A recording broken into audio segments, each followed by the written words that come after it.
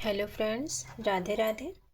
आराधना Hindi academy में आप लोग का स्वागत है। तो फ्रेंड्स, आज हम कारक को पढ़ेंगे। जो हिंदी में व्याकरण लगा हुआ है उसके अंतर्गत कारक को देखेंगे। कारक में क्री धातु है, ऋल प्रत्यय है। कारक में क्या है? क्री धातु है और ऋल प्रत्यय है। क्रियाम करोत इति कारकम। क्रियाम करोत इति कारकम, क्रिया को करने वाला ही कारक है। क्रियाजानकत्वम कारकत्वम, क्रिया का जो जनक होता है वही कारक है। क्रियान्वित्वम कारकत्वम, क्रिया के साथ जिसका सीधा संबंध होता है उसे कारक कहते हैं। जैसे उदाहरण है, वन से आकर राम ने सीता के लिए लंका में रावण को बाण से मारा था। इसका संस्कृत अनुवाद होगा, वानात् आगत्य रामः सीतायाः लंकायां रावणं बाणेन जघान। इस वाक्य में मारना क्रिया को संपादित करने वाला जो है राम है, अर्थात राम जो है कर्ता कारक हो जाएगा। और क्रिया का प्रभाव जिस पर पड़ता है उसे कर्म कहते हैं। क्रिया का प्रभाव जिस पर पड़ता है उसे कर्म कहते हैं। तो मारना क्रिया का प्रभाव रावण पर पड़ रहा है तो रावण क्या हो जाएगा? कर्म हो जाएगा। क्रिया के संपन्न करने से अत्यधिक सहायक करण कहलाता है। यहाँ मारने की जो क्रिया हो रही है वो अत्यधिक सहायक बाण है, तो बाण जो है करण कारक हो जाएगा। सीता के लिए रावण मारा गया, अतः सीता यहाँ पे संप्रदान कारक हो जाएंगे और वन अपादान कारक हो जाएगा।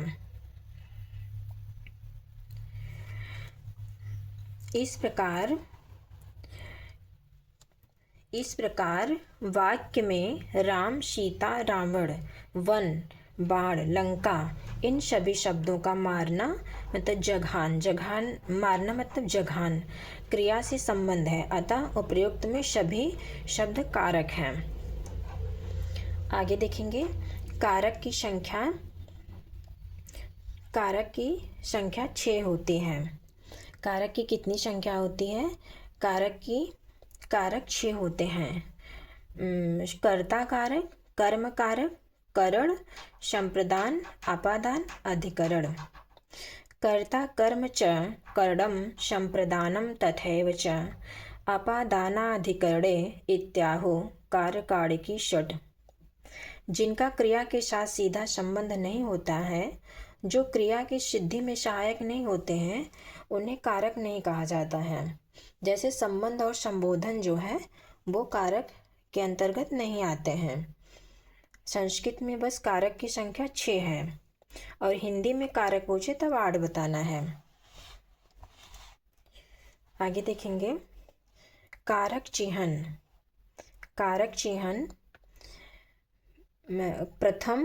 प्रथम में कर्ता ने कर्म को करण से द्वारा संप्रदान के लिए, चतुर्थी विभक्ति में होगा संप्रदान के लिए, अपादान से अलग होना, संबंध का के की रा रे रे, अधिकरण में पय पर, संबोधन हे भो अरे। प्रथमा विभक्ति में स्वतंत्रता कर्ता जो है वो स्वतंत्र होता है।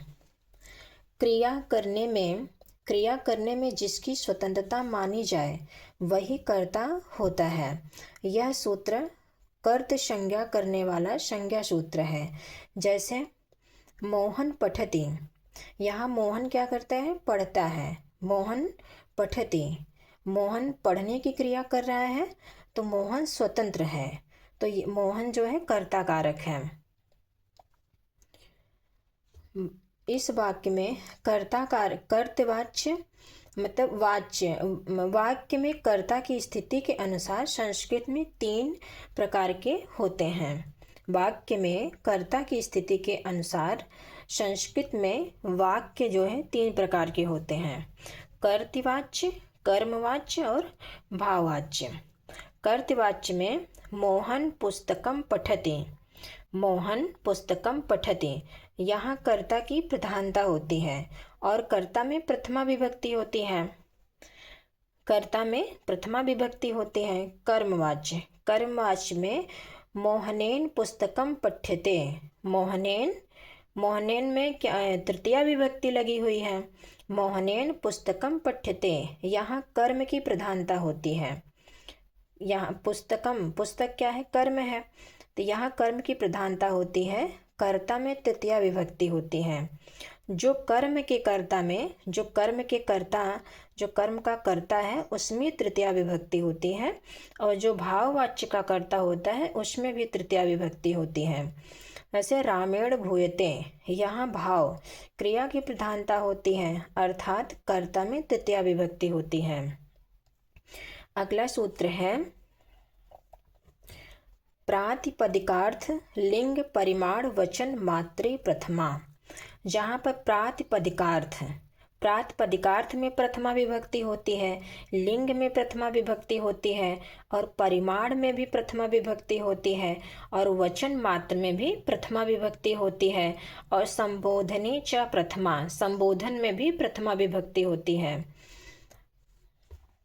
यहाँ प्रातिपदिकार्थ मात्र में लिंग मात्र के आधिक्य में, परिमाण मात्र के आधिक्य में तथा वचन मात्र के आधिक्य में प्रथमा विभक्ति होती है। किसी प्रातिपदिक के उच्चारण से स्वार्थ, दिव्य, लिंग, संख्या और कारक, इन पांचों में जिसका निश्चित रूप से हो उसे प्रातिपदिकार्थ कहते हैं। आगे देखेंगे, जैसे उच्चई नीचई, उच्चई नीचय कृष्ण श्री ज्ञानम, इसमें प्रथमा विभक्ति होगी। उच्चई में प्रथमा विभक्ति, यहाँ से क्वेश्चन बनता है, ये आया हुआ क्वेश्चन है। उच्चई में कौन सी विभक्ति है, तो प्रथमा, प्रथमा विभक्ति उच्चई नीचई कृष्ण श्री ज्ञानम, इसमें प्रथमा विभक्ति है। और लिंग मात्र, लिंग मात्राधिक्य प्रथमा, लिंग में जिन शब्दों के लिंग निश्चित नहीं है उन शब्दों में लिंग मात्राधिक में उसमें भी प्रथमा विभक्ति होती है।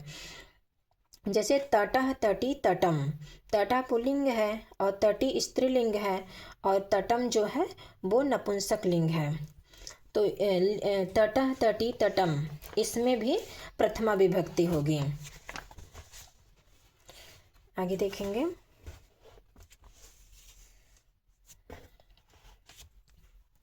जैसे परिमाण, परिमाण मात्रे धिके प्रथमा, परिमाण में भी प्रथमा विभक्ति होती है।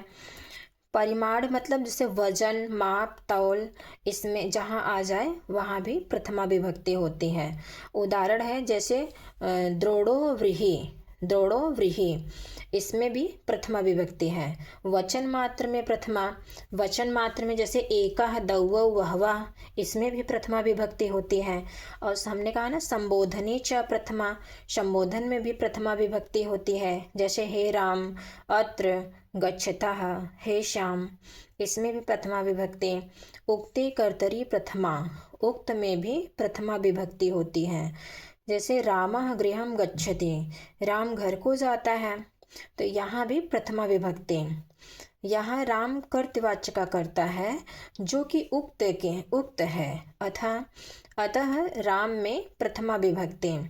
इस प्रकार प्रातिपदिकार्थ मात्र में, लिंग मात्र में, परिमाण मात्र में और वचन मात्र में, संबोधन में, उक्त कर्ता में प्रथमा विभक्ति होती है। आगे पढ़ेंगे द्वितीया विभक्ति। द्वितीया विभक्ति कर्म कारक, द्वितीया विभक्ति में कर्म कारक होता है। कर्तुरी शिप्ततम कर्म, कर्तुरी शिप्ततम कर्म से द्वितीया विभक्ति होती है। कर्ता अपनी क्रिया के द्वारा, कर्तुरी शिप्ततम कर्म में द्वितीय, कर्ता अपनी क्रिया के द्वारा जिसे ज़्यादा चाहता है, जिसे ज़्यादा पसंद करता है, उसमें कर्म कारक होगा। जैसे रामः लेखन्या पत्रम लिखते, राम जो है अपनी लेखनी से पत्र को लिखता है, तो यहाँ पे कर्म कारक हो जाएगा। राम रूपी कर्ता अपनी लेखन रूपी क्रिया से सबसे ज़्यादा किसे चाह रहा है? पत्र को चाह रहा है, तो पत्र में कर्म कारक हो जाएगा। कर्मण द्वितीया, कर्मण द्वितीया से भी कर्मण द्वितीया में भी कर्म कारक होता है। कर्मण द्वितीया से कर्म कारक, कर्म में द्वितीया विभक्ति का प्रयोग होता है। जैसे रामः गृहं गच्छति, रामः गृहं गच्छति, राम घर को जाता है। और छात्रः विद्यालयं गच्छति, छात्र विद्यालय जाता है। और यहाँ पे उपर्युक्त वाक्यों में मतलब अहम जलम पिबामि, स नगरम गच्छति, भक्तः हरिम भजति, यहाँ पे फलानि, बालका फलानि खादन्ति, तो इसमें द्वितीया विभक्ति है। हरिम में द्वितीया है, फलान में, विद्यालयम में, गृहम में द्वितीया विभक्ति है। तो जहाँ पे द्वितीया विभक्ति होगा वहाँ कर्म कारक, द्वितीया विभक्ति में कर्म कारक होता है। अकथितम च, अकथितम च से भी द्वितीया विभक्ति होता है। अकथितम च अपादान संप्रदान करण आदि कारकों के द्वारा कारक संज्ञा होता है। जैसे अकथितम च में ये जो है 16 धातुएं आती हैं, 16 द्विकर्मक धातुएं जो है अकथितम च सूत्र के अंतर्गत आती हैं। इसमें द्वितीया विभक्ति होता है। 16 द्विकर्मक धातुएं हैं।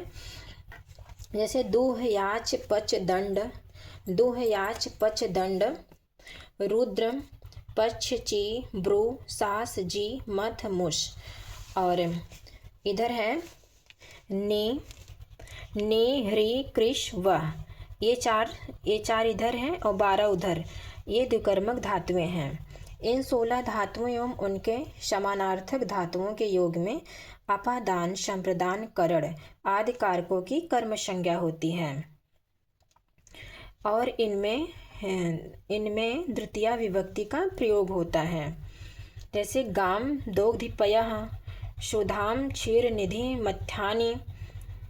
अगला सूत्र है अधिशिंग अस्थासाम कर्म, अधिशिंग अस्थासाम कर्म। इसमें जो है जहाँ पे शी धातु आ जाए, शी मतलब सोना, आस्था धातु आ जाए, आश धातु आ जाए, आस्था मतलब ठहरना, आस मतलब बैठना, इन 3 धातुओं के पहले यदि अधि उपसर्ग जुड़ा हो तो इनके आधार की कर्म संज्ञा होगी और कर्म में द्वितीया विभक्ति होगी। जैसे उदाहरण है राजा सिंहासनम अधिष्ठते, राजा सिंहासन पर बैठता है। हरि वैकुंठम अध्यास्ते, हरि जो है वैकुंठ में बैठते हैं। तो यहाँ पर भी द्वितीया विभक्ति होगी। द्वितीया विभक्ति जैसे यहाँ वैकुंठ सिंहासनम में द्वितीया विभक्ति लगी है, वैकुंठम में, आसनम में, शिलाम में द्वितीया विभक्ति है। मुनिः शिलाम अधिशेते, मुनि शिला पर सोते हैं। मुनिः शिलाम अधिशेते, शः पर्यंकम अधिशेते, वह पलंग पर सोता है। उपर्युक्त वाक्यों में सिंहासन, वैकुंठ, आसन, शिला, पर्यंक ये सभी आधार हैं। यहाँ सभी क्रिया में अधि उपसर्ग के साथ शिंग, अस्था, आश धातुओं का प्रयोग हुआ है। अभिनिविश्य, अभिनिविश्य, अभि और नि इसी क्रम से दोनों ही उपसर्ग हैं। अधि और नि दोनों उपसर्ग हैं। यदि विस धातु के पूर्व आए तो आधार की कर्म संज्ञा होगी। जैसे शन्तः सन्मार्गम अभिनिवेशते, सज्जन सन्मार्ग में प्रवेश करते हैं। उपान्वध्यांग वशः, उपान्वध्यांग वशः अगला सूत्र है। यहाँ उप, अनु, अधि या आंग इनमें से कोई उपसर्ग यदि वश धातु के पूर्व में आए तो आधार की कर्म संज्ञा होकर द्वितीया विभक्ति का प्रयोग होगा।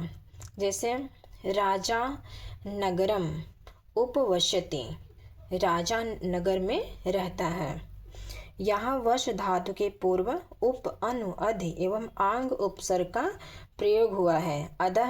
अतः आधार नगर की कर्म संज्ञा हो गई है और इसमें द्वितीया विभक्ति होगी। अंतरा अंतरेण युक्ते। अंतरा अंतरेण युक्ते। अंतरा मतलब मध्य में, अंतरेण मतलब बिना। इन अव्ययों के योग में द्वितीया विभक्ति होती है। अंतरा अंतरेण जहाँ आ जाए वहाँ पे द्वितीया विभक्ति। जैसे अंतरा ग्रामम नदी प्रवहति। अंतरा मतलब बीच में, और ग्राम में द्वितीया विभक्ति लगी है, तो दो नदी के बीच में दो गांव, ग्रामम मतलब गांव, दो गांव ग्रामम में द्वितीया विभक्ति लगी है, तो दो गांव के बीच में नदी बहती है। संस्कृतम अंतरेण न किमपि जानामि। संस्कृत में भी द्वितीया विभक्ति लगी हुई है, तो संस्कृत के शिवाय, अंतरेण मतलब शिवाय या बिना, मैं कुछ संस्कृत के शिवाय और कुछ नहीं जानता। संस्कृतम अंतरेण न किमपि जानामि। जहाँ आ जाए वहाँ पे भी अंतरा अंतरेण युक्ते से द्वितीया विभक्ति। अभिता प्रत्यय शमया निक्षा हा प्रतियोगी अपि। जहाँ पे अभिता आ जाए, परिता आ जाए, शमया आ जाए, निक्षा हा प्रतियोगी अपि, यहाँ पे भी द्वितीया विभक्ति हुई है। जैसे अभिता दोनों ओर या आसपास, परिता मतलब चारों ओर, शमया मतलब समीप, निक्षा मतलब निकट, हा मतलब शोक, प्रति मतलब और, इन शब्दों में द्वितीया विभक्ति होती है। यहाँ से एलटी में एक क्वेश्चन पूछा गया था, ग्रामम अभिता वनम अस्ति। ग्राम के आसपास वन है, तो ग्रामम यहाँ क्या होगी, अभिता आ गया, तो यहाँ द्वितीया विभक्ति होगी। ऐसे आश्रम अभिता वृक्षः सन्ति। जहाँ अभिता आ गया, आश्रम के दोनों ओर वृक्ष हैं, तो यहाँ भी द्वितीया विभक्ति होगा। विद्यालयम परितः वृक्षाः सन्ति। विद्यालय के चारों ओर वृक्ष हैं, तो यहाँ भी द्वितीया विभक्ति होगी। ग्रामम परितः उपनवति सन्ति।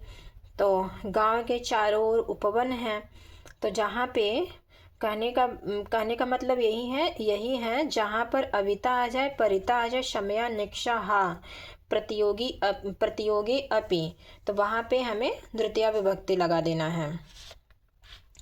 अब अगला सूत्र है